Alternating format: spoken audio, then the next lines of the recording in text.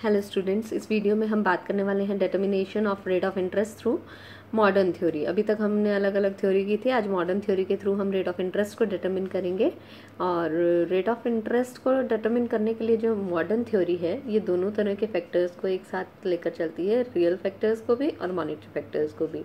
जहाँ एक तरफ हम डिमांड और सप्लाई इक्वल हो मनी की, वहाँ बात करेंगे तो वहाँ मॉनेटरी फैक्टर्स को इंक्लूड किया है। दूसरी तरफ जहाँ हम सेविंग और इन्वेस्टमेंट की इक्वालिटी की बात करते हैं, वहाँ हम रियल फैक्टर्स को लेकर चल रहे हैं। तो यहाँ पर दो तरह के कर्व ड्रॉ किए जाएंगे, एक एलएम कर्व, एक आईएस कर्व। एलएम कर्व क्या है? एलएम कर्व दिखाता है डिफरेंट कॉम्बिनेशंस को इनकम और इंटरेस्ट रेट के, जहाँ पर डिमांड फॉर और सप्लाई ऑफ मनी इक्वल होते हैं। दूसरी तरफ आईएस कर्व क्या है? आईएस कर्व भी इसी तरह के वेरियस कॉम्बिनेशंस दिखाता है इनकम और इंटरेस्ट रेट के, जहाँ पर सेविंग और इन्वेस्टमेंट इक्वल होते हैं। तो आईएस और एलएम कर्व दोनों डिराइव करने के बाद दोनों जहाँ एक दूसरे को इंटरसेक्ट करते हैं, वहाँ पर इक्विलिब्रियम डिसाइड होगा और वहाँ पर रेट ऑफ इंटरेस्ट डिटरमिन किया जाएगा। तो पहले हम बात करते हैं एलएम कर्व की, कि एलएम कर्व क्या है और एलएम कर्व को किस तरीके से डिराइव किया जाएगा। जैसा कि हमने पहले भी कहा, एलएम कर्व क्या है? एलएम कर्व रिप्रेजेंट करता है अलग अलग कॉम्बिनेशंस को, किन चीज़ों के? इनकम और इंटरेस्ट रेट के, जहाँ पर डिमांड फॉर और सप्लाई ऑफ मनी इक्वल होते हैं। अब इस चीज़ को हम डायग्रामेटिकली समझने की कोशिश करेंगे। तो एलएम कर्व को ड्राइव करने के लिए ये डायग्राम है, जो कि 4 सेगमेंट्स में डिवाइड करके दिखाया गया है, ए, बी, सी और डी। इन चारों सेगमेंट्स के थ्रू 4 चीज़ें अचीव करने की कोशिश की गई हैं। एक तो हमें क्या चाहिए, वो कॉम्बिनेशंस किस चीज़ के? इनकम और इंटरेस्ट रेट के, यानी कॉम्बिनेशन चाहिए इनकम का और इंटरेस्ट रेट का। दूसरी चीज़ हमें क्या चाहिए? हमें चाहिए डिमांड फॉर मनी। तीसरी चीज़ क्या चाहिए हमें? Supply of money. और कैसे लेवल हो इनकम और इंटरेस्ट रेट के, जहाँ पर डिमांड फॉर मनी और सप्लाई ऑफ मनी इक्वल हो। तो इन चारों डायग्राम के थ्रू हम इस चीज़ को अचीव करेंगे। पहले डायग्राम में यदि आप ध्यान दें, ए पार्ट की यदि हम बात करते हैं, एक्स एक्सिस के लिए देखिए, ए पार्ट और बी पार्ट दोनों की जब बात कर रहे हैं, एक्स एक्सिस पर क्या लिया गया है? स्पेकुलेटिव बैलेंसेस, यानी जो मनी की डिमांड की जाती है कैसे पर्पसेस के लिए? स्पेकुलेटिव पर्पसेस के लिए। जब हमने केन्स की लिक्विडिटी प्रेफरेंस थ्योरी पढ़ी थी, वहां पर हमने बात की थी कि अलग अलग मोटिव्स के लिए आप डिमांड करते हैं मनी की, उसमें से एक था स्पेकुलेटिव पर्पस। और यहाँ पर वाई एक्सिस पर ए डायग्राम में क्या लिया है? Interest rate. अब इंटरेस्ट रेट और स्पेकुलेटिव मनी की डिमांड के बीच में किस तरीके का रिलेशन था? Inverse relation. तो उसको दिखाते हुए डाउनवर्ड स्लोपिंग कर्व बनाया गया है। यदि इंटरेस्ट रेट बहुत ज्यादा हाई है तो लोग अपनी मनी को लेंड करने के लिए तैयार हैं और उसको कम लिक्विड फॉर्म में रखना चाहेंगे, तो 12% पर सारी की सारी मनी लेंड करने को तैयार है। अगर रेट ऑफ इंटरेस्ट घटकर 10% हो जाएगी तो मनी की डिमांड बढ़ जाएगी स्पेकुलेटिव पर्पसेस के लिए, और अगर और कम होती चली जाएगी, जैसे 4% पर बात करें, तो मनी की डिमांड और बढ़ जाती है स्पेकुलेटिव पर्पसेस के लिए। यानी रेट ऑफ इंटरेस्ट जैसे जैसे कम हो रही है, वैसे वैसे मनी की डिमांड स्पेकुलेटिव पर्पसेस के लिए बढ़ रही है। इसका क्या मतलब है कि कम इंटरेस्ट रेट पर लोग कम प्रेफर करेंगे कि वो अपने पैसे को उधार दें, बल्कि वो उसको होल्ड करना चाहेंगे, ताकि इन फ्यूचर जब रेट ऑफ इंटरेस्ट इंक्रीज हो तब वो उसको उधार दे सके। और आप देखेंगे कि बी पॉइंट तक तो ये डिक्लाइनिंग है, डाउनवर्ड स्लोपिंग है, उसके बाद ये हॉरिजॉन्टल हो गया है और पैरेलल टू एक्स एक्सिस हो गया है कर्व। ऐसा क्यों होता है? क्योंकि 2% रेट ऑफ इंटरेस्ट बहुत ही कम रेट ऑफ इंटरेस्ट है, और इस इतनी कम रेट ऑफ इंटरेस्ट पर लोग सारे का सारा पैसा अपने पास होल्ड करना चाहते हैं, मनी को लिक्विड फॉर्म में रखना चाहते हैं, तो मनी की डिमांड इनफाइनाइटली बढ़ जाती है। क्यों? क्योंकि लोग इस इतने कम रेट ऑफ इंटरेस्ट पर जो मनी की लिक्विडिटी से दूर होने के लिए उन्हें इनकन्वीनियंसेस फेस करनी पड़ती हैं, उसको फेस नहीं करना चाहते, बल्कि सारे के सारा पैसा अपने पास रखना चाहते हैं, ताकि वो उसके लिक्विडिटी को तो कम से कम एंजॉय कर सके, और जब फ्यूचर में एक अच्छा रेट ऑफ इंटरेस्ट ऑप्शन उनके पास अवेलेबल हो तो वो फर्दर उस मनी को लेंड कर सके। और इस सिचुएशन को जो बी ऑनवर्ड्स पाई जाती है, हम लिक्विडिटी ट्रैप के नाम से भी जानते हैं, यानी कि सारी की सारी जो मनी है वो लिक्विड फॉर्म में लोगों के पास ट्रैप होकर रह जाती है। इसी बेस पर आपके नीचे फिर एक डायग्राम बनाया है जिसमें एक्स एक्सिस पर हम पहले कह रहे थे कि स्पेकुलेटिव बैलेंसेस लिया है ए में भी और बी में भी, और वाई एक्सिस पर बी डायग्राम में क्या लिया है, ट्रांजैक्शन बैलेंसेस। अब हमें पता है कि जो मनी की डिमांड हो रही है वो ट्रांजैक्शन बैलेंसेस या स्पेकुलेटिव बैलेंसेस के लिए कर रहे हैं। उसी के साथ हमने क्या ड्रॉ किया है, MM मनी सप्लाई कर्व। ये जो मनी सप्लाई कर्व है इसमें 180 लिया है, यहाँ नीचे एक्स एक्सिस पर भी आप देख सकते हैं 180 लिया है, जो क्या दिखा रहा है कि मनी की सप्लाई कांस्टेंट है, यानी 180 है और 180 है। तो आप सारा का सारा ट्रांजैक्शन बैलेंसेस के लिए यदि खर्च करेंगे, डिमांड करेंगे तो 180 की कर सकते हैं। यदि आप सारे के सारे पैसे की डिमांड स्पेकुलेटिव बैलेंसेस के लिए करेंगे तो 180 कर सकते हैं। फिर ये डाउनवर्ड स्लोपिंग इसलिए दिखाया है कि एक पर्पस के लिए यदि आप डिमांड को इंक्रीज करेंगे तो दूसरे पर्पस के लिए डिमांड ऑटोमेटिकली डिक्रीज हो रही है। तो ये एक तरीके से इनवर्स रिलेशन शो कर रहा है कि एक मोटिव के लिए जैसे ही डिमांड बढ़ेगी मनी की, दूसरे मोटिव के लिए कम हो जाएगी। हम देख सकते हैं कि 180 टोटल मनी सप्लाई थी, तो 100 अगर ट्रांजैक्शन बैलेंसेस के लिए डिमांड की जा रही है मनी की, बाकी कितना बचा, 180 माइनस 100 80, तो 100 में से 80 डिमांड की जाएगी किसके लिए, स्पेकुलेटिव बैलेंसेस के लिए। इसके ठीक विपरीत यदि 80 डिमांड की जा रही है ट्रांजैक्शन बैलेंसेस के लिए, तो आप देख सकते हैं नीचे कितनी डिमांड की जाएगी, 100 डिमांड की जाएगी आपके स्पेकुलेटिव बैलेंसेस के लिए।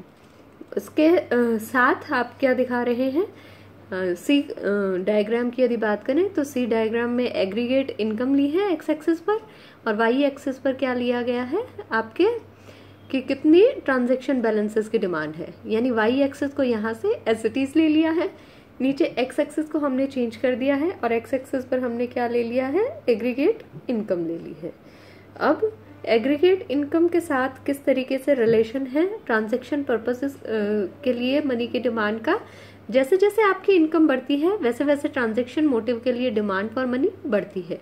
तो अपवर्ड स्लोपिंग एक कर्व बनाया गया है जो ट्रांजैक्शन के लिए मनी की डिमांड दिखा रहा है। यदि इनकम 300 थी तो ट्रांजैक्शन के लिए डिमांड आपकी 300 से 80 हो सकती है।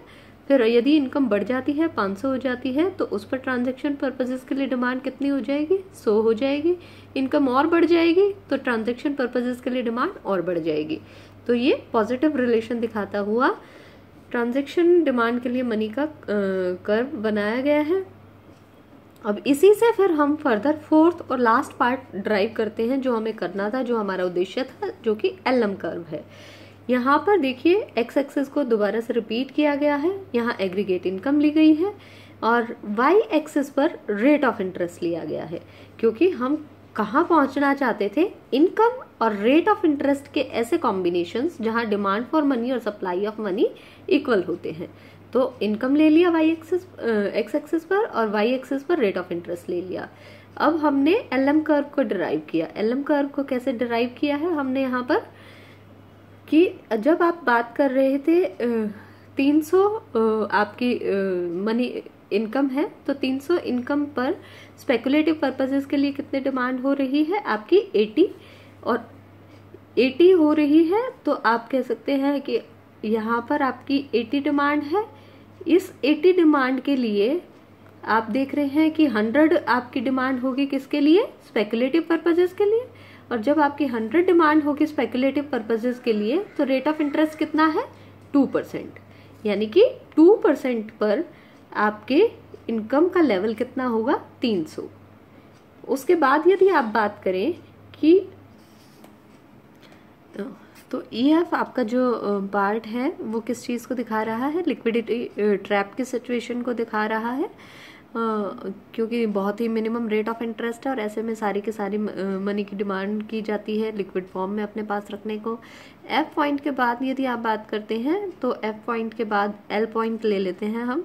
L पॉइंट पर यदि आप देखेंगे कि 500 आपकी क्या है, इनकम है, और इस 500 इनकम पर नीचे की तरफ आप आएंगे, आपकी ट्रांजैक्शन डिमांड कितनी है, 100, और यदि 100 ट्रांजैक्शन की डिमांड है तो आपकी डिमांड कितनी है स्पेकुलेटिव पर्पसेस के लिए, 80, और टोटल डिमांड कितनी हो गई, 100 प्लस 80 180, जो कि किसके इक्वल है, टोटल मनी सप्लाई के।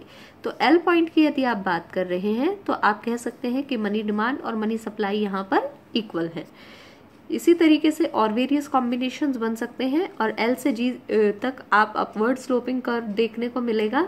और एलएम कर्व के हर एक पॉइंट पर आप कह सकते हैं कि जो डिमांड फॉर मनी है और सप्लाई ऑफ मनी है वो इक्वल पाए जाते हैं। फिर जी पॉइंट पर आए, जी से ऊपर यदि आप बात करेंगे तो जी पॉइंट के बाद रेट ऑफ इंटरेस्ट हाई हो जाता है काफ़ी, और इस जी के बाद आपका जो कर्व है वो एक स्ट्रेट लाइन हो जाता है ऊपर की तरफ, जो ये दिखा रहा है कि इतने हाई रेट ऑफ इंटरेस्ट के बाद सारी की सारी मनी इकोनॉमी में जो है वो पीपल लैंड करने के लिए तैयार हो जाएंगे अपनी इनकम की, क्योंकि उनको एक काफ़ी अच्छी इंटरेस्ट रेट इनकम के रूप में मिल रही है। यहाँ इस बुक में एक डायग्राम में प्रॉब्लम दी गई है। यदि आप देखेंगे कि 12% के बाद 12% पे सारा के सारी मनी लैंड करने के लिए तैयार हो जाते हैं स्पेकुलेटिव पर्पसेस की जब आप बात कर रहे थे, तो 12% के बाद आपका जो कर्व है वो कैसा बनेगा, स्ट्रेट लाइन कर्व बनेगा ऊपर की तरफ। उससे पहले आपका अपवर्ड स्लोपिंग कर्व देखने को मिलेगा। इन्होंने ये 8% से ही अपवर्ड स्लोपिंग कर दिया था, लेकिन हमें इसको 12% से अपवर्ड स्लोपिंग दिखाना है। दूसरा हम आईएस कर्व की बात कर रहे हैं। आईएस कर्व क्या है, कॉम्बिनेशंस है इनकम और इंटरेस्ट रेट का, जहां पर सेविंग और इन्वेस्टमेंट इक्वल होंगे। अब इसको भी हम आईएस कर्व को ड्राइव करेंगे डायग्राम की हेल्प से। वही 4 पार्ट दिखाए गए हैं ABCD। ए यहाँ से शुरू है, इन्वेस्टमेंट लिया गया है आपके एक्स एक्सिस पर और वाई एक्सिस पर लिया है रेट ऑफ इंटरेस्ट। हमें पता है रेट ऑफ इंटरेस्ट में और इन्वेस्टमेंट में इन्वर्स रिलेशन है, जैसे जैसे इंटरेस्ट रेट बढ़ेगा वैसे वैसे हमारी इन्वेस्टमेंट कम हो जाएगी। 8% इंटरेस्ट रेट पर इन्वेस्टमेंट 50 है, जबकि 4% इंटरेस्ट रेट पर इन्वेस्टमेंट 90 है। इसी के कॉरस्पॉन्डिंग बी पार्ट बनाया गया है, जहाँ पर इन्वेस्टमेंट ली गई है आपके एक्स एक्सिस पर और वाई एक्सिस पर आपके ली गई है सेविंग। और ये जो लाइन ड्रॉ की गई है जहाँ सेविंग और इन्वेस्टमेंट की इक्वालिटी दिखाई गई है, ये 45 डिग्री की लाइन है। ये पूरा एंगल 90 डिग्री का होता है। ये 45 का ड्रॉ करने का क्या मतलब है कि जितनी इधर चीज़ें बढ़ेंगी उतनी ही चीज़ें इधर बढ़ेंगी। जैसे कि हम देख सकते हैं कि जब हमारी नीचे से हमने लिया 50 थी क्या इन्वेस्टमेंट, तो उस पर 50 ही क्या है सेविंग। जब हमारी इन्वेस्टमेंट कितनी थी 70 पर कितनी हमारी सेविंग है 70, यानी सेविंग और इन्वेस्टमेंट इक्वल है। तो सेविंग इन्वेस्टमेंट की इक्वालिटी को दिखाता हुआ ये कर्व बनाया है। इसी के कॉरस्पॉन्डिंग थर्ड कर्व बनाया है सी कर्व। यहाँ पर वाई एक्सिस पर तो हमने सेविंग लिया है बी पार्ट से जो कि लिया गया है, और एक्स एक्सिस पर हम क्या लेकर चल रहे हैं इनकम। तो इनकम जैसे जैसे बढ़ती है हमें पता है सेविंग बढ़ती है। तो इनकम यदि 500 है सेविंग 50 है, इनकम यदि 600 है सेविंग 70 है। अपवर्ड स्लोपिंग कर्व बनाया है सेविंग का।